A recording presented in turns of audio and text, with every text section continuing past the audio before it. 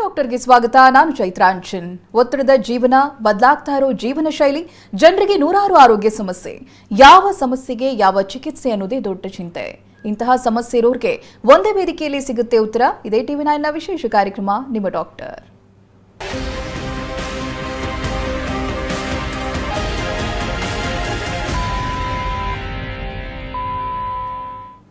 ಮಾನವನ ಶರೀರದಲ್ಲಿ ಬಹುಮುಖ್ಯವಾದ ಗ್ರಂಥಿ ಥೈರಾಯ್ಡ್. ಕುತ್ತಿಗೆ ಭಾಗದಲ್ಲಿ ಗಂಟಲು ಸಮೀಪವಿರುವ ಥೈರಾಯ್ಡ್ ಗ್ರಂಥಿ ಉತ್ಪತ್ತಿ ಮಾಡುವ ಹಾರ್ಮೋನುಗಳು ಶರೀರದ ಬೆಳವಣಿಗೆ ಹಾಗೆ ವಿವಿಧ ಜೀವಕ್ರಿಯೆಗಳಿಗೆ ಅತಿ ಮುಖ್ಯ.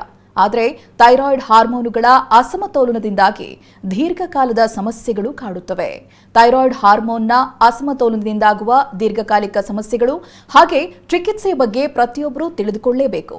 ಹಾಗಾದ್ರೆ ಥೈರಾಯ್ಡ್ಗೆ ಸೂಕ್ತ ಚಿಕಿತ್ಸೆ ಇದೆಯಾ? ಯಾವ ರೀತಿಯಾದಂತಹ ಚಿಕಿತ್ಸೆ ಲಭ್ಯ ಇದೆ?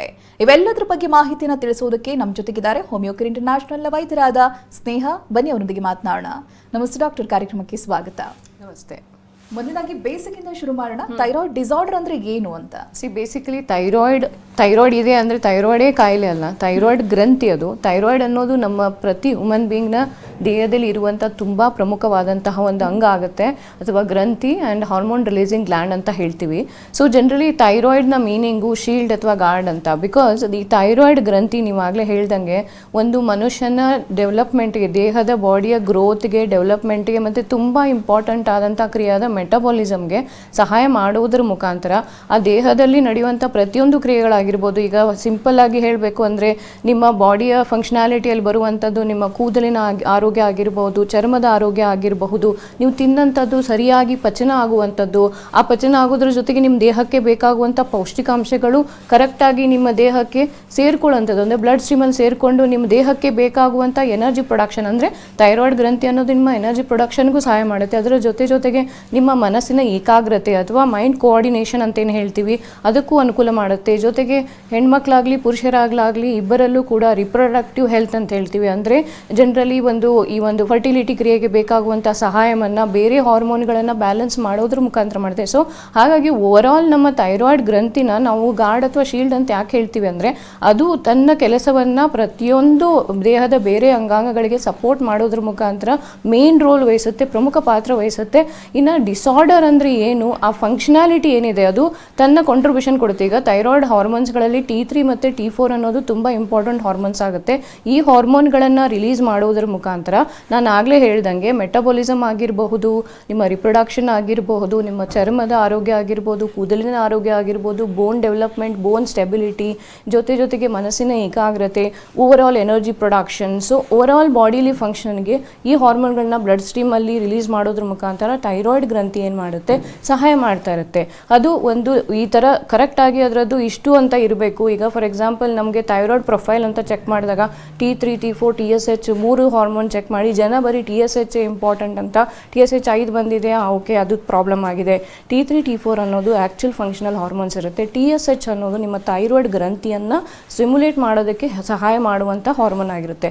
ಸೊ ಈ ಹಾರ್ಮೋನ್ಗಳ ಲೆವೆಲ್ಸು ಡೆಫಿನೆಟ್ಲಿ ಒಂದೊಂದು ಮನುಷ್ಯನಲ್ಲಿ ಅಂತ ಸಪ್ರೇಟ್ ಇರುವುದಿಲ್ಲ, ಎಲ್ಲರಲ್ಲೂ ಒಂದು ಪ್ರಾಪರ್ ರೇಂಜಸ್ ಇದೆ. ಸೊ ಆ ಲೆವೆಲಲ್ಲಿ ಅದಿದ್ದಾಗ ಅದರ ಕೆಲಸವು ಕರೆಕ್ಟಾಗಿ ಪ್ರತಿ ದೇಹಕ್ಕೂ ನಡೆಯಬೇಕಾದ ಕೆಲಸಗಳು ಸರಿ ನಡೀತಿರುತ್ತೆ. ಬಟ್ ಎಷ್ಟೋ ಜನರಲ್ಲಿ ಇತ್ತೀಚೆಗೆ ಏನಾಗ್ತಾ ಇದೆ ಅಂದರೆ ಈ ಒಂದು ಥೈರಾಯ್ಡ್ ಹಾರ್ಮೋನ್ನ ಬ್ಯಾಲೆನ್ಸಿಂಗ್ ಕರೆಕ್ಟ್ ಆಗಿಲ್ಲ, ರಿಲೀಸಿಂಗ್ ಕರೆಕ್ಟ್ ಆಗೋದಿಲ್ಲ, ಅಥವಾ ಲೆವೆಲ್ಸಲ್ಲಿ ಏರಿಳಿತ ಆಗುವಂಥದ್ದು, ಇಂಬ್ಯಾಲೆನ್ಸ್ ಆಗೋದ್ರಿಂದಾಗಿ ದೇಹದಲ್ಲಿ ನಡೆಯಬೇಕಾದ ಎಲ್ಲ ಕ್ರಿಯೆಯಲ್ಲಿ ವ್ಯತ್ಯಾಸ ಆದಾಗ ಅದನ್ನು ನಾವು ಥೈರಾಯ್ಡ್ ಡಿಸಾರ್ಡರ್ ಅಂತ ಕರಿತೀವಿ. ಆ ಥೈರಾಯ್ಡ್ ಡಿಸಾರ್ಡರಲ್ಲಿ ಹಲವಾರು ರೀತಿ ಇರುತ್ತೆ. ಅಂದರೆ ಈ ಕೆಲಸದಲ್ಲಿ ವ್ಯತ್ಯಾಸ ಆಗುವಂಥದ್ದು, ತುಂಬ ಜಾಸ್ತಿ ಕೆಲಸ ಮಾಡ್ಬೋದು ಥೈರಾಯ್ಡ್ ಗ್ರಂಥಿ, ಅವಾಗ ಅದನ್ನು ಹೈಪರ್ ಥೈರಾಯ್ಡ್ ಅಂತೀವಿ. ತುಂಬ ಕಡಿಮೆ ಕೆಲಸ ಮಾಡ್ಬೋದು, ಅದನ್ನು ಹೈಪೋಥೈರಾಯ್ಡ್ ಅಂತೀವಿ. ಎಷ್ಟೋ ಸತಿ ಕೆಲಸದಲ್ಲಿ ಕರೆಕ್ಟ್ ಇದ್ದರೂ ಕೂಡ ಅದರ ಒಂದು ಆಕಾರದಲ್ಲಿ ವ್ಯತ್ಯಾಸನ ನೋಡ್ತೀವಿ, ತುಂಬ ಸುಮ್ಮನೆ ಊದ್ಕೊಳ್ಳೋ ಅಂಥದ್ದು. ಸೊ ಗಾಯ್ಟರ್ ಆ ಥರದ್ದು, ಅತಿಯಾಗಿ ಟಾಕ್ಸಿಕಲಿ ಅದು ಚೇಂಜ್ ಆಗುತ್ತೆ, ಗ್ರೇವ್ಸ್ ಡಿಸೀಸ್ ಅಂತ ಹೇಳ್ತೀವಿ. ಸೊ ಹೀಗೆ ಹಲವಾರು ಇವೇನು ಕಂಡೀಷನ್ಸ್ ಇದೆ ಥೈರಾಯ್ಡ್ ಗ್ರಂಥಿಗೆ ಸಂಬಂಧಪಟ್ಟಾಗೆ, ಇವುಗಳನ್ನು ನಾವು ಈ ಡಿಸ್ಫಂಕ್ಷನಾಲಿಟಿಯನ್ನು ಡಿಸಾರ್ಡರ್ಸ್ ಅಂತ ಹೇಳಿ ಕರಿತೀವಿ. ಓಕೆ ಡಾಕ್ಟರ್, ಬಹಳಷ್ಟು ಜನರಲ್ಲಿ ಥೈರಾಯ್ಡ್ ಗ್ರಂಥಿ ಈ ಭಾಗದಲ್ಲಿ ಇರೋದ್ರಿಂದ ಇಲ್ಲೇನಾದ್ರೂ ಸ್ವೆಲ್ಲಿಂಗ್ ಆದ್ರೇನೆ ಸಮಸ್ಯೆ, ಇಲ್ಲಾಂದ್ರೆ ಥೈರಾಯ್ಡ್ ಸಮಸ್ಯೆ ಇಲ್ಲ ಅನ್ನುವಂಥದ್ದು ಬಹಳ ಜನರಲ್ ಆಗಿ ಜನರು ಮಾತನಾಡ್ಕೊಳ್ಳುವಂಥದ್ದು. ನಿಜವಾಗಿ ಅದ ಲಕ್ಷಣಗಳನ್ನು ಯಾವ ರೀತಿಯಾಗಿ ತೋರಿಸ್ಕೊಳ್ತಾ ಬರುತ್ತೆ? ಬೇಸಿಕಲಿ ನೀವು ಹೇಳ್ದಂಗೆ ಥೈರಾಯ್ಡ್ ಗ್ರಂಥಿ ಎಲ್ಲೆಲ್ಲೋ ಇರುವುದಿಲ್ಲ ಎಲ್ಲರಲ್ಲೂ. ಡೆಫಿನೆಟ್ಲಿ ಅದು ಎಲ್ಲರಲ್ಲೂ ಕತ್ತಿನ ಮುಂಭಾಗದಲ್ಲಿರುತ್ತೆ. ಅದಕ್ಕೆ ಬ್ಯೂಟಿಫುಲ್ ಆಗಿ ಬಟರ್ಫ್ಲೈ ಆಕಾರ ಇರುತ್ತೆ, 2 ಲೋಬ್ಸ್ ಇರುತ್ತೆ, ರೈಟ್ ಆ್ಯಂಡ್ ಲೆಫ್ಟ್. ಮತ್ತು ಅದು ಮಧ್ಯದಲ್ಲಿ ಒಂದು ಕನೆಕ್ಟಿವ್ ಟಿಶ್ಯೂ ಇಂದ ಒಂದು ಸಿಂಪಲ್ ಟಿಶ್ಯೂ ಇರುತ್ತೆ, ಇಸ್ತಮಸ್ ಅಂತ, ಅದು ಅದನ್ನು ಬ್ರೀಜಿಂಗ್ ಹೋಲ್ಡ್ ಮಾಡುತ್ತೆ. ಸೊ ಒಂದು ಆಕಾರ ಬಂದು ಬಟರ್ಫ್ಲೈ ಆಕಾರ ಇರುತ್ತೆ, ಎಲ್ಲರಲ್ಲೂ ಅದು ಕತ್ತಿನ ಮುಂಭಾಗದಲ್ಲೇ ಇರುತ್ತೆ. ಸ್ವೆಲ್ಲಿಂಗ್ ಅಂತ ಕತ್ತಲ್ಲಿ ಬರಲಿಕ್ಕೆ ಬರೀ ಥೈರಾಯ್ಡ್ ಮಾತ್ರ ಆ ಜಾಗದಲ್ಲಿ ಇರೋದಿಲ್ಲ, ವಾಯ್ಸ್ ಬಾಕ್ಸ್ ಇರುತ್ತೆ, ನಿಮ್ಮ ಒಂದು ಫುಡ್ ಪೈಪ್ ಇರುತ್ತೆ, ವಿಂಡ್ ಪೈಪ್ಸ್ ಇರುತ್ತೆ. ಸೊ ಹಾಗಾಗಿ ಸಮ್ಟೈಮ್ಸ್ ಬೇರೆ ಕಾರಣಗಳಲ್ಲೂ ಕೂಡ ನಿಮಗೆ ಥ್ರೋಟ್ ಇನ್ಫೆಕ್ಷನ್ಸ್ಗಳಾದಾಗಲೂ ಮಿನಿಮಲ್ ಸ್ವೆಲ್ಲಿಂಗ್ ಅನ್ನೋದು ಕಾಣ್ಬೋದು. ಬಟ್ ಥೈರಾಯ್ಡ್ ಗ್ರಂಥಿಗೆ ಬಂದಾಗ ಸಮಸ್ಯೆ ಬರೀ ಉತ್ತಾ ಇರೋಲ್ಲ, ಸ್ವೆಲ್ಲಿಂಗೇ ಇರಬೇಕಂತಿಲ್ಲ. ಸೊ ಸ್ವೆಲ್ಲಿಂಗ್ ಬರೋ ಪ್ರತಿ ಕಂಡೀಷನ್ಸು ಥೈರಾಯ್ಡ್ಗೆ ಸಂಬಂಧಪಟ್ಟದಿರಲ್ಲ. ಸೊ ಥೈರಾಯ್ಡ್ ಗ್ರಂಥಿಯಲ್ಲಿ ಸಮಸ್ಯೆ ಆದಾಗ, ಆ ಕೆಲಸ ವ್ಯತ್ಯಾಸ ಆದಾಗ, ಈಗ ನಾನು ಹೇಳಿದೆ ಹೆಚ್ಚು ಕಡಿಮೆ ಕೆಲಸ ಮಾಡಿದಾಗ ಹಲವಾರು ರೀತಿ ಸಮಸ್ಯೆ ಆಗುತ್ತೆ. ಸೊ ಇನ್ ಕೇಸಸ್ ನಿಮ್ಮ ಹೈಪೋಥೈರಾಯ್ಡ್ ಇದೆ ಅಂದರೆ ಥೈರಾಯ್ಡ್ ಗ್ರಂಥಿ ಅವಶ್ಯಕತೆಗಿಂತ ಕಡಿಮೆ ಕೆಲಸ ಮಾಡ್ತಿದೆ ಅಂದಾಗ ಹೈಪೋಥೈರಾಯ್ಡಿಸಮ್ ಅಂತ ಹೇಳ್ತೀವಿ. ಸೊ ಆದಾಗ ನಮಗೆ ಜನರಲಿ ಎಲ್ಲರಲ್ಲೂ ಕಾಣೋದೇನು, ಥೈರಾಯ್ಡ್ ಅಂತ ಅಂದ ತಕ್ಷಣ ಎಲ್ಲರಿಗೂ ಈಗ ಅಷ್ಟು ಕಾಮನ್ ಸೆನ್ಸ್ ಬಂದಿದೆ, ಅವೇರ್ನೆಸ್ ಬಂದಿದೆ. ಡೆಫಿನೆಟ್ಲಿ ಕೂದಲು ಉದುರುವಿಕೆ ಅನ್ನೋದು ತುಂಬ ಹೈಲೈಟೆಡ್ ಲಕ್ಷಣ ಆಗಿರುತ್ತೆ. ಡೇ ಟು ಡೇ ಪ್ರಾಕ್ಟೀಸಲ್ಲಿ ನಾವು ನೋಡುವಂಥದ್ದು. ಜನ ಥೈರಾಯ್ಡ್ ಪ್ರಾಬ್ಲಮ್ ಆಗಿದೆ ಅಂತ ಬರೋದಿಲ್ಲ, ಕೂದಲು ಉದುರ್ತಾ ಇದೆ ಅಂತ ಬರ್ತಾರೆ. ಜೊತೆಗೆ ಸುಮ್ಮನೆ ಅವರ ಬಾಡಿಯಲ್ಲಿ ವ್ಯತ್ಯಾಸ ಅನ್ನೋದು ವೇಟಲ್ಲಿ ಆಗ್ತಿರುತ್ತೆ, ಬೊಜ್ಜು ಅನ್ನೋದು ಜಾಸ್ತಿ ಹಾಕ್ಕೊಂಡು ಹೋಗ್ತಾ ಇರುತ್ತೆ. ನಾನು ಅಷ್ಟೇ ತಿಂತೀನಿ, ನಾರ್ಮಲ್ಲೇ ತಿಂತೀನಿ, ನಾನೆಲ್ಲ ಆ್ಯಕ್ಟಿವಿಟಿ ಮೇಂಟೈನ್ ಮಾಡ್ತೀನಿ, ಆದರೂ ನಾನು ಯಾಕೋ ಸುಮ್ಮನೆ ದಪ್ಪ ಹಾಕ್ಕೊಂಡು ಹೋಗ್ತಾ ಇದ್ದೀನಿ. ಅಥವಾ ಕೆಲವೊಬ್ಬರು ದಪ್ಪ ಇರೋರು ತೂಕ ಇಳಿತಿಲ್ಲ, ಕಾನ್ಸ್ಟಂಟ್ಲಿ ಒಂದೇ ಸ್ಟೇಜಲ್ಲಿ ನಿಂತ್ಕೊಂಡ್ಬಿಟ್ಟಿದೆ ಅಂತ ಹೇಳ್ತಾರೆ. ಇನ್ನು ಕೆಲವೊಬ್ಬರಲ್ಲಿ ಏನಾಗ್ತಾ ಇರುತ್ತೆ, ಏನು ತಿಂದಿರೋ ಅಂಥದ್ದು ಸರಿಯಾಗಿ ಪಚನ ಆಗ್ತಿರೋದಿಲ್ಲ. ಡೆಫಿನೆಟ್ಲಿ ಅವರಲ್ಲಿ ಏನಾಗುತ್ತೆ, ಸ್ಲೋವೇರ್ ರಿಲೀಸಿಂಗ್ ಆಫ್ ಥೈರಾಯ್ಡ್ ಹಾರ್ಮೋನ್ ಅಥವಾ ಲೆಸ್ ರಿಲೀಸ್ ಥೈರಾಯ್ಡ್ ಹಾರ್ಮೋನ್ ಇದ್ದಾಗ ಏನಾಗುತ್ತೆ, ಮೆಟಾಬಾಲಿಸಮು ಸ್ಲೋ ಇರುತ್ತೆ. ಹಾಗಾಗಿ ನಿಮ್ಗೇನಾಗುತ್ತೆ, ಕಾನ್ಸ್ಟಿಪೇಷನ್ ಅಥವಾ ಮಲಬದ್ಧತೆ ಆಗುವಂಥದ್ದು, ಇಂಪ್ರಾಪರ್ ಬವೆಲ್ ಮೂವ್ಮೆಂಟ್ಸ್ ಆಗೋದು, ತಿಂದದ್ದು ಬೇಗ ಜೀರ್ಣ ಆಗೋದಿಲ್ಲ, ಇಂಡೈಜೆಷನ್, ಗ್ಯಾಸ್, ಬ್ಲೋಟೆಡ್ನೆಸ್, ಈ ಥರ ಸಮಸ್ಯೆಗಳು ಕಂಡುಬರುತ್ತೆ. ಇದರ ಜೊತೆಗೆ ಮೈಂಡ್ ಕೂಡ ಸ್ಲಗಿಶ್ನೆಸ್ ಇರುತ್ತೆ, ತುಂಬ ಮೆಂಟಲ್ ಫಟಿಗ್ ತೊಗೊಳಿಕ್ಕೆ ಆಗೋದಿಲ್ಲ, ಸ್ವಲ್ಪ ಕೆಲಸ ಮಾಡಿದ ತಕ್ಷಣ ಏಕಾಗ್ರತೆ ಆಗೋದಿಲ್ಲ, ನಿದ್ದೆ ಮಂಪ್ರು ಅಂತ ಹೇಳ್ತಾರೆ. ಸೊ ಒಂದೇ ರೀತಿ ಡ್ರೌಸಿ ಸೆನ್ಸೇಷನ್ಸ್ ಇರುವಂಥದ್ದು, ಎನರ್ಜೈಸ್ಡ್ ಅನಿಸೋದಿಲ್ಲ, ಫ್ರೆಶ್ನೆಸ್ ಅನಿಸೋದಿಲ್ಲ. ಇದೆಲ್ಲ ಜೊತೆಗೆ ಕೆಲವೊಬ್ಬರಲ್ಲಿ ಹೆಣ್ಮಕ್ಳಲ್ಲಿ ನಾವು ನೋಡ್ತೀವಿ, along with thyroid dysfunctions weight issues ಕಂಡು ಬರ್ಬೋದು, ಕೂದಲಿನಲ್ಲಿ ಸಮಸ್ಯೆ, ಹೇರ್ ಫಾಲ್ ಅಥವಾ ಹೇರ್ ಥಿನ್ನಿಂಗ್, ಹೇರ್ ಡ್ರೈನೆಸ್ ಆಗುವಂಥದ್ದು. ಕೆಲವೊಬ್ಬರಲ್ಲಿ ಏನಾಗುತ್ತೆ ಅಂತಂದರೆ, along with all these physical symptoms menstruation process ಅಂತ ಏನು ಹೇಳ್ತೀವಿ, ಋತುಚಕ್ರದಲ್ಲಿ ವ್ಯತ್ಯಾಸ ಆಗುತ್ತೆ. ಸೊ ಜನರಲಿ ಬೇಗ ಬರುವಂಥದ್ದು, ಲೇಟ್ ಆಗೋವಂಥದ್ದು, ಬ್ಲೀಡಿಂಗ್ ಸರಿ ಇಲ್ಲದೆ ಇರುವಂಥದ್ದು, 2 ತಿಂಗಳು 3 ತಿಂಗಳು ಗ್ಯಾಪ್ ಆಗುವಂಥದ್ದು. ಸೊ ಹೀಗೆ ಹಲವಾರು ರೀತಿಯಾಗಿ ಮೆನ್ಸ್ಟ್ರುಯೇಷನಲ್ಲಿ ಒಬ್ಬೊಬ್ಬರಿಗೆ ಒಂದೊಂದು ರೀತಿಯಾದಂಥ ಡಿಸ್ಟರ್ಬ್ಡ್ ಪ್ಯಾಟರ್ನ್ ಕಾಣುತ್ತೆ. ಸೊ ಇದು ಹೈಪೋಥೈರಾಯ್ಡ್ ಸಮಸ್ಯೆಗಳು ಬಂದಾಗ ಎಲ್ಲ ಕೆಲಸಗಳು ಕರೆಕ್ಟಾಗಿ ನಡೆಯೋದಿಲ್ಲ, ಅದು ಸ್ಲೋ ಆಗಿ ನಡೆಯುತ್ತೆ, ಇಂಪ್ರಾಪರ್ ಆಗುತ್ತೆ. ಸೊ ಹಾಗಾಗಿ ಈ ಎಲ್ಲ ಲಕ್ಷಣಗಳು ನಿಮ್ಮಲ್ಲಿ ಕಾಣ್ತಾ ಇದೆ ಅಂದಾಗ, ನೀವು ಆ ಥರ ಸಂದರ್ಭದಲ್ಲಿ ನೀವು ಟೆಸ್ಟ್ ಮಾಡಿದಾಗ ನೀವು ಹೈಪೋನ ಹೈಪರ ಅನ್ನೋದನ್ನ ಕಂಡುಹಿಡಿಯಲಿಕ್ಕೆ ಅವಕಾಶ ಇರುತ್ತೆ. ಓಕೆ ಡಾಕ್ಟರ್, ಒಬ್ರು ಕಾಲರ್ ಇದ್ದಾರೆ, ಮಾತನಾಡ್ಸೋಣ. ಪದ್ಮ ಅಂತ ಸುಂಕದಕಟ್ಟೆಯಿಂದ ಕರೆ ಮಾಡಿದ್ದಾರೆ. ನಮಸ್ತೆ. ನಮಸ್ತೆ, ಧ್ವನಿ ಕೇಳಿಸಿದ್ರೆ ಸ್ವಲ್ಪ ಜೋರಾಗಿ ಮಾತನಾಡಿ ಪದ್ಮಾ ಅವರೇ. ಹಾ ಮೇಡಮ್. ಎಸ್, ಡಾಕ್ಟರ್ ಇದ್ದಾರೆ, ನಿಮ್ಮ ಆರೋಗ್ಯ ಸಮಸ್ಯೆ ಹೇಳ್ಕೊಳ್ಳಿ. ಹೇಳಿ ಪದ್ಮಾ ಅವರೇ. ಹಲೋ, ಹೇಳಿ. ನಮಸ್ತೆ ಮೇಡಮ್. ನಮಸ್ತೆ, ಹೇಳಿ. ಮೇಡಮ್ ನನ್ಗೆ ಗಂಟ್ಲಲ್ಲಿ ಅದು ಥೈರಾಯ್ಡ್ ಇಲ್ಲ, ಅದು ಗಾಯ್ಟರ್ ಅಂತ ಬಂದಿದೆ. ಓಕೆ. ಟ್ರೀಟ್ಮೆಂಟ್ ತಗೊಂಡೆ ಆಯುರ್ವೇದಿಕ್ ಅಲ್ಲಿ, ಅದು ನನಗೇನು ಬೆಟರ್ ಅನಿಸ್ತಿಲ್ಲ ಮೇಡಮ್. ಓಕೆ, ಯಾವಾಗ ಗೊತ್ತಾಯ್ತು ಈಗ ನಿಮಗೆ ಕತ್ತ ಹತ್ರ ಸ್ವೆಲ್ಲಿಂಗ್ ಇದೆಯಾ, ಊತ ಇದೆಯಾ? ಗಾಯ್ಟರ್ ಅಂದರೆ ಥೈರಾಯ್ಡ್ ಗ್ರಂಥಿ ಊದ್ಕೊಳ್ಳೋ ಅಂಥದ್ದು. ಸೊ ಥೈರಾಯ್ಡ್ನ ಸಮಸ್ಯೆನೇ ಅದು, ಬಟ್ ಅದು ನಿಮಗೆ ಗೊತ್ತಾಗಿ ಎಷ್ಟು ದಿನ ಆಯಿತು? ಆಗಿದೆ ಮೇಡಮ್, ಒಂದು 8 to 9 months ಆಗಿದೆ. ಓಕೆ, ಬೇರೆ ನಿಮಗೆ ದೈಹಿಕವಾಗಿ ಏನಾದ್ರು ಲಕ್ಷಣಗಳಿದೆಯಾ ಅಥವಾ ಕತ್ತತ್ರ ಓನ್ಲಿ ಸ್ವೆಲ್ಲಿಂಗ್ ಮಾತ್ರ ಇದೆಯಮ್ಮ? ದೈಹಿಕವಾಗಿ ಏನಿಲ್ಲ ಮೇಡಮ್, ಕತ್ತತ್ರ ಮಾತ್ರ ಅದು ಊತ ಇದೆ. ಓಕೆ, ಒಂದು ಕೆಲಸ ಮಾಡಿ, ನೀವು ಅದು ರಿಪೋರ್ಟ್ ನೋಡಬೇಕು. ಲೋಬ್ಸ್ ಎಲ್ಲ ಹೇಗಿದೆ, ಏನಾದ್ರು ಕೆಲವೊಂದ್ಸತಿ ಕೊಲೈಸಿಸ್ಟ್ ಅಂತ ಆಗುತ್ತೆ, ಅಥವಾ ಅದು ಸಿಂಪಲ್ ಗಾಯ್ಟರಾ ಅಥವಾ ಟಾಕ್ಸಿಕ್, ಅದನ್ನು ನೋಡಬೇಕಾಗತ್ತೆ. ಅದಕ್ಕೆ ರಿಪೋರ್ಟ್ಸ್ ಬೇಕು, ರಕ್ತ ಪರೀಕ್ಷೆಗಳು ಬೇಕಾದರೆ ಅದು ಬೇಕು, ಫಿಸಿಕಲ್ ಎಕ್ಸಾಮಿನೇಷನ್ನು ಬೇಕು. ಸೊ ಇನ್ ಪರ್ಸನ್ ನೀವು ನಮ್ಮ ಯಾವುದೇ ಹತ್ತಿರದ ಬ್ರಾಂಚ್ಗೆ ವಿಸಿಟ್ ಮಾಡಿದಾಗ ಸಂಪೂರ್ಣ ಮಾಹಿತಿ ತೊಗೊಂಡು ನಮ್ಮಲ್ಲಿ ಹೋಮಿಯೋಪತಿಯಲ್ಲಿ ಈ ಥರ ಗಾಯ್ಟರ್ ಸಿಚುವೇಶನ್ಸ್, ಈಗ ನಿಮ್ಮದು ಥೈರಾಯ್ಡ್ ಫಂಕ್ಷನ್ ನಾರ್ಮಲ್ ಇದ್ದರೂ ಕತ್ತತ್ರ ಊದ್ಕೊಂಡು ಗಾಯ್ಟರ್ ಮಾತ್ರ ಕಾಣ್ತಾ ಇದೆ ಅಂದಾಗಲೂ ಅದಕ್ಕೂ ನಮ್ಮಲ್ಲಿ ಏನಿರುತ್ತೆ, ಟ್ರೀಟ್ಮೆಂಟ್ ಲೈನ್ ಚೆನ್ನಾಗಿರುತ್ತೆ. ಸೊ ನೀವು ಬಟ್ ಇನ್ ಪರ್ಸನ್ ಬಂದು ಭೇಟಿ ಮಾಡಿದ್ರೆ ಕಂಪ್ಲೀಟ್ಲಿ ಎಕ್ಸಾಕ್ಟ್ಲಿ ನಿಮ್ಗೆ ಏನು ಹೆಲ್ಪ್ ಮಾಡ್ಬೋದು, ಯಾವ ರೀತಿ ಚಿಕಿತ್ಸೆ ಅವಶ್ಯಕತೆ ನಿಮಗಿದೆ ಅನ್ನೋದನ್ನು ಗೈಡ್ ಮಾಡ್ಬೋದು. ಥ್ಯಾಂಕ್ ಯು ಪದ್ಮ ಅವರೇ ಕರೆ ಮಾಡಿದ್ದಕ್ಕಾಗಿ. ಡಾಕ್ಟರ್, ಇನ್ನು ಕಾರಣಗಳನ್ನ ವಿವರಿಸಿದ್ರೆ ಬಹುಶಃ ಪ್ರಿವೆನ್ಷನ್ ಯಾವ ರೀತಿಯಾಗಿ ಮಾಡ್ಬೋದು ಅನ್ನೋದು ಚಿಕ್ಕ ಐಡಿಯಾ ಬರಬಹುದು ಜನರಿಗೆ. ಸೊ ಯಾವ ಕಾರಣಕ್ಕೆ ಕಾಣಿಸ್ಕೊಳ್ಳುತ್ತೆ ಅಂತ? ಬೇಸಿಕಲಿ ಇತ್ತೀಚಿನ ದಿನ ಜನರಲಿ ನಾವು ಹೇಳೋದು ಥೈರಾಯ್ಡ್ ಸಮಸ್ಯೆ ಅನ್ನೋದು ಹೆರಿಡೇಟರಿ ಪ್ರಿಡಿಸ್ಪೋಸಿಷನ್ಸ್ ಇದ್ದಾಗ, ಅಂದರೆ ಈಗ ಮನೆಯಲ್ಲಿ ಕಾಮನ್ಲಿ ತಂದೆ ತಾಯಿ ಯಾರಲ್ಲೂ ಒಬ್ಬರಲ್ಲಿ ಇದ್ದಾಗ, ಮೇಜರ್ಲಿ ಫೀಮೇಲ್ಸಲ್ಲಿ ಜಾಸ್ತಿ ಟೆಂಡೆನ್ಸೀಸ್ ಇರುತ್ತೆ. ಇತ್ತೀಚೆಗೆ ನಾವು ಮೇಲ್ಸಲ್ಲಿ ಕೂಡ ನೋಡ್ತಾ ಇದ್ದೀವಿ. ಸೊ ಹಾಗಾಗಿ ಮನೆಯಲ್ಲಿ ಒಬ್ಬರಲ್ಲಿ ಇಬ್ಬರಲ್ಲಿ ಇದ್ದಾಗ ಆಬ್ವಿಯಸ್ಲಿ ಅದೇನಾಗುತ್ತೆ, ಅದು ನೆಕ್ಸ್ಟ್ ಜನ್ರೇಷನ್ಗೆ ಪಾಸ್ ಆನ್ ಆಗೋ ಸಾಧ್ಯತೆ ಇರುತ್ತೆ. ಸೊ ಹಾಗಾಗಿ ಅನುವಂಶೀಯ ಕಾರಣಗಳಾದ ಜೊತೆಗೆ ಎನ್ವೈರನ್ಮೆಂಟಲ್ ಫ್ಯಾಕ್ಟರ್ಸ್ ಅಂತ ಹೇಳ್ತೀವಿ. ಅಂದರೆ ನಾವು ಇರುವಂತಹ ವಾತಾವರಣದಲ್ಲಿ ನಮ್ಗೆ ಸಿಗುವ ಆಹಾರ ಯಾವ ಥರದ್ದಿದೆ, ಫುಡ್ ಫ್ಯಾಕ್ಟರ್ಸು, ನಾವು ತಗೊಳ್ತಿರೋ ಆಹಾರದ ಎಫೆಕ್ಟ್ ಕೂಡ ಇದೆ. ಬಿಕಾಸ್ ಏನಾಗುತ್ತೆ, ನೀವು ತಗೊಳ್ಳೋ ಆಹಾರ ನಿಮ್ಮ ಬಾಡಿ ಬಯೋಕೆಮಿಸ್ಟ್ರಿ ಮೇಂಟೈನ್ ಮಾಡುತ್ತೆ. ಯಾವುದೋ ಒಂದು ಡೆಫಿಷಿಯನ್ಸಿ ಕಾನ್ಸ್ಟೆಂಟ್ಲಿ ರನ್ ಆಗ್ತಿದೆ ಅಂದಾಗ ನಿಮ್ಮ ದೇಹದಲ್ಲಿ ಬೊಜ್ಜಾಗುವ ಸಾಧ್ಯತೆ ಇರುತ್ತೆ, ನಿಮ್ಮ ವೇಟ್ ಇಶ್ಯೂಸ್ ಆಗೋ ಸಾಧ್ಯತೆ ಇರುತ್ತೆ. ಹಾಗಿದ್ದಾಗ ಯಾವಾಗ ನೀವು ದಪ್ಪ ಆಗ್ತೀರಾ ಆವಾಗಲೂ ಕೂಡ ಇಂಡೈರೆಕ್ಟ್ಲಿ ನೀವು ಥೈರಾಯ್ಡ್ಗೆ ಜಾಸ್ತಿ ಕೆಲಸ ಕೊಡ್ತೀರಾ. ಸೊ ಯಾವಾಗ ಅದ್ರ ಕೆಲಸದಲ್ಲಿ ಹೆಲ್ಪ್ ಮಾಡೋಕ್ಕಾಗೋದಿಲ್ಲ ಅವಾಗಲೂ ಅದರಲ್ಲಿ ವ್ಯತ್ಯಾಸ ಕಾಣುತ್ತೆ. ಇಂಡೈರೆಕ್ಟ್ ಆಗಿ ಕೂಡ ಹೈಪೋಥೈರಾಯ್ಡ್ ಆದಾಗಲೂ ಬೊಜ್ಜಾಗುತ್ತೆ. So food factors are also directly affecting of late. Doctor, ಮಾತನಾಡ್ತೀನಿ, ಕಾರಣಗಳನ್ನ ಕೇಳ್ತೀನಿ. ಮತ್ತೊಬ್ಬರು ಕಾಲರ್ ಇದ್ದಾರೆ, ಚೈತನ್ಯ ಅಂತ ಮಂಡ್ಯದಿಂದ ಕರೆ ಮಾಡಿದ್ದಾರೆ. ನಮಸ್ತೆ. ನಮಸ್ತೆ ಚೈತನ್ಯ ಅವರೇ. ನಮಸ್ತೆ ಮೇಡಮ್. ಡಾಕ್ಟರ್ ಇದ್ದಾರೆ, ನಿಮ್ಮ ಆರೋಗ್ಯ ಸಮಸ್ಯೆ ಹೇಳ್ಕೊಳ್ಳಿ. ಹೇಳಿ ಚೈತನ್ಯ ಅವರೇ. ಹಲೋ ಹಲೋ, ಹೇಳಿಮ್ಮ. ಹಲೋ, ನಂಗೆ ತುಂಬಾ 3 ವರ್ಷದಿಂದ ಥೈರಾಯ್ಡ್ ಇದೆ ಮೇಡಮ್. ಓಕೆ. ಅದ್ರಲ್ಲಿ ಏನಾಗ್ತಿದೆ ಅಂದ್ರೆ ನಂಗೆ ತಲೆಯಲ್ಲಿ ತುಂಬಾ ಒಟ್ಟು ತರ ಆಗ್ತಿದೆ. ಅದಕ್ಕೆ ಪ್ರಾಬ್ಲಮ್ ಆಗ್ತಿದ್ಯಾ ಹೇಗೆ ಅಂತ ಗೊತ್ತಾಗ್ತಿಲ್ಲ. ಹೈಪೋಥೈರಾಯ್ಡ್ ಇದೆಯಾ, ಹೈಪರ್ ಥೈರಾಯ್ಡ್ ಇದೆಯಾ ನಿಮಗೆ? Hyper madam.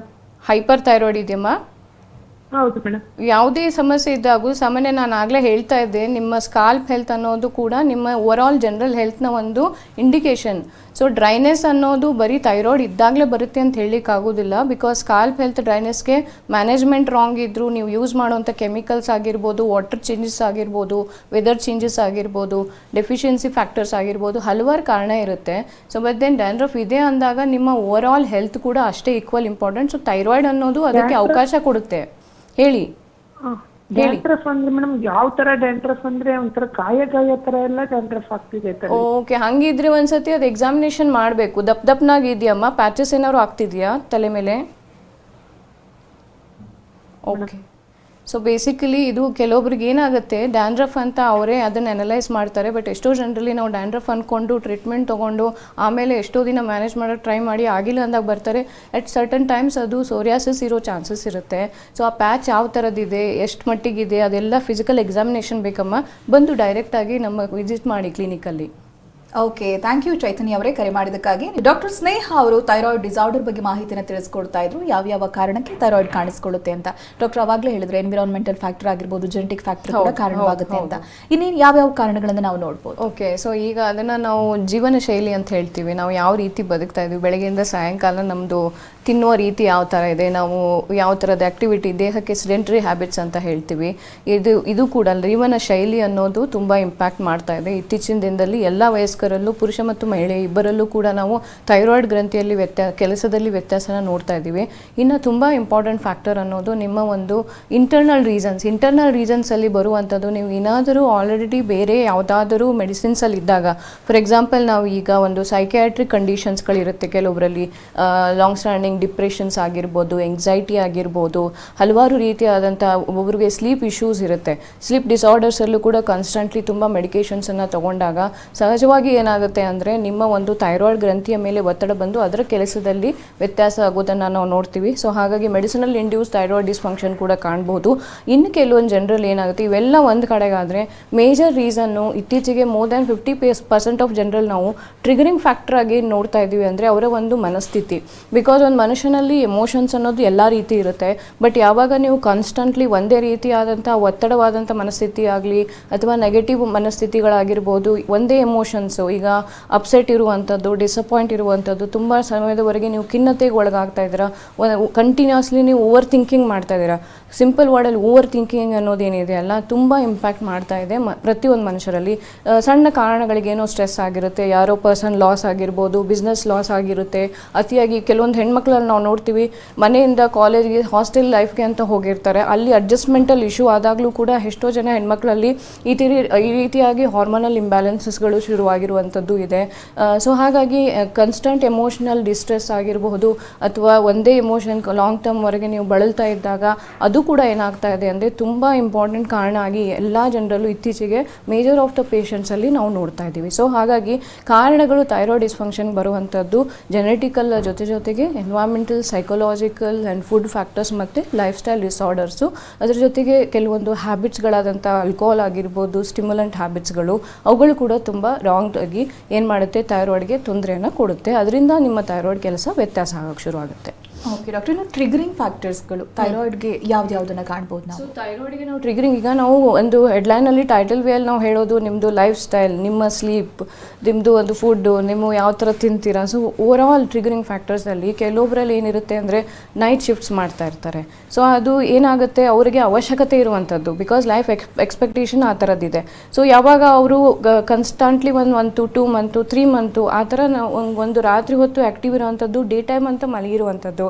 ಸೊ ಇದೇನಾಗುತ್ತೆ, ಸ್ವಲ್ಪ ದಿನವರೆಗೂ ನಿಮ್ಮ ದೇಹದಲ್ಲಿ ಏನಾದರೂ ನೀವು ಬೇರೆ ಆರೋಗ್ಯ ಸಮಸ್ಯೆ ಇಲ್ಲ, ನೀವು ಮುಂಚೆ ಎಲ್ಲ ಚೆನ್ನಾಗಿ ಫಿಟ್ನೆಸ್ ಫ್ಯಾಕ್ಟರ್ಸ್ನ ಮೇಂಟೈನ್ ಮಾಡ್ತಿದ್ರಿ, ಲೈಫ್ ಸ್ಟೈಲ್ ಚೆನ್ನಾಗಿ ಮೇಂಟೈನ್ ಮಾಡ್ತಾಯಿದ್ರಿ ಅಂದರೆ ಬೇಗನೆ ನಿಮ್ಗೆ ಯಾವುದೇ ರೀತಿ ಕಾಯಿಲೆಗೆ ಅದು ಒಳಗಾಗೋದಿಲ್ಲ ದೇಹ.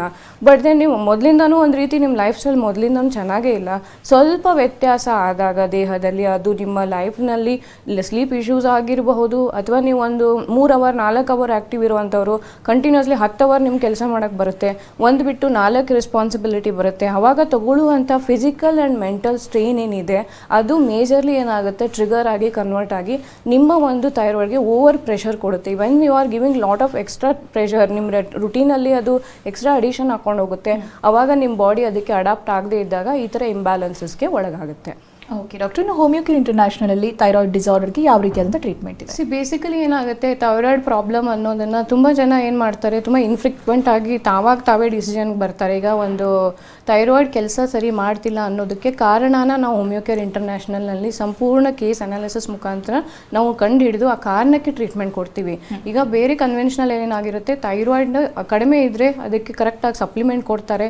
ಸೊ ಏನೇ ಇದ್ದರೂ ಕೂಡ ಅದು ಅದಕ್ಕೆ ತಕ್ಕನಾಗಿ ಸಿಂಪ್ಟಮೆಟಿಕ್ ಇರುತ್ತೆ. ಬಟ್ ನಾವಿಲ್ಲಿ ಮೂಲ ಕಾರಣ ಕೊಟ್ಟಾಗ ಅವರದ್ದೇ ಥೈರಾಯ್ಡ್ ಗ್ರಂಥಿ ನ್ಯಾಚುರಲ್ ಆಗಿ ಬೇಕಾಗುವಷ್ಟು ಹಾರ್ಮೋನ್ ರಿಲೀಸ್ ಮಾಡೋದ್ರ ಮುಖಾಂತರ ಅವರ ದೇಹದಲ್ಲಿ ಆಗಿರುವಂಥ ಪ್ರತಿಯೊಂದು ಸಮಸ್ಯೆಗಳೇನಾಗಿರುತ್ತೆ ಆ ಸಮಸ್ಯೆಗಳನ್ನು ಸ್ಟೆಬಿಲೈಸ್ ಮಾಡಿಕೊಂಡು ನಾರ್ಮಲ್ ಥೈರಾಯ್ಡ್ ಫಂಕ್ಷನಾಲಿಟಿಗೆ ಸಹಾಯ ಮಾಡುವಂಥ ಕಾನ್ಸ್ಟಿಟ್ಯೂಷನಲ್ ಹೋಮಿಯೋಪತಿಕ್ ಮೆಡಿಸಿನ್ಸು ನಮ್ಮ ಹೋಮಿಯೋಕೇರ್ ಇಂಟರ್ನ್ಯಾಷನಲಲ್ಲಿ ನಾವು ಪ್ರೊವೈಡ್ ಮಾಡ್ತಾ ಇದ್ದೀವಿ. ಓಕೆ ಡಾಕ್ಟರ್, ಇವತ್ತಿನ ಕಾರ್ಯಕ್ರಮದಲ್ಲಿ ಥೈರಾಯ್ಡ್ ಡಿಸಾರ್ಡರ್ ಬಗ್ಗೆ ಬಹಳ ವಿವರವಾಗಿ ಮಾತನಾಡಿದ್ದೀರಾ, ಮಾಹಿತಿಯನ್ನು ಕೊಟ್ಟಿದ್ದೀರಾ, ಧನ್ಯವಾದಗಳು. ಓಕೆ, ನಮಸ್ತೆ. ಇದುವರೆಗೆ ನಮ್ಮ ಜೊತೆಗಿದ್ದು ಡಾಕ್ಟರ್ ಸ್ನೇಹ ಅವರು. ನೇರ ಭೇಟಿಗಾಗಿ ಇರುವಂಥ ನಂಬರ್ ಹಾಗೆ ವಿಳಾಸವನ್ನು ನೋಟ್ ಮಾಡ್ಕೊಳ್ಳಿ. Homeocare international private limited Bengaluru ಶಾಖೆಗಳು ಜಯನಗರ, ಮಲ್ಲೇಶ್ವರಂ, ಇಂದಿರಾನಗರ, HSR ಲೇಔಟ್. ಇತರ ಶಾಖೆಗಳು ಬೆಳಗಾವಿ, ದಾವಣಗೆರೆ, ಹುಬ್ಬಳ್ಳಿ, ಮೈಸೂರು, ಮಂಗಳೂರು, ಕಲಬುರಗಿ, ಬಳ್ಳಾರಿ, ವಿಜಯಪುರ, ಹಾಸನ, ಬೀದರ್, ಶಿವಮೊಗ್ಗ, ತುಮಕೂರು. ನಂಬರ್ 180010811212.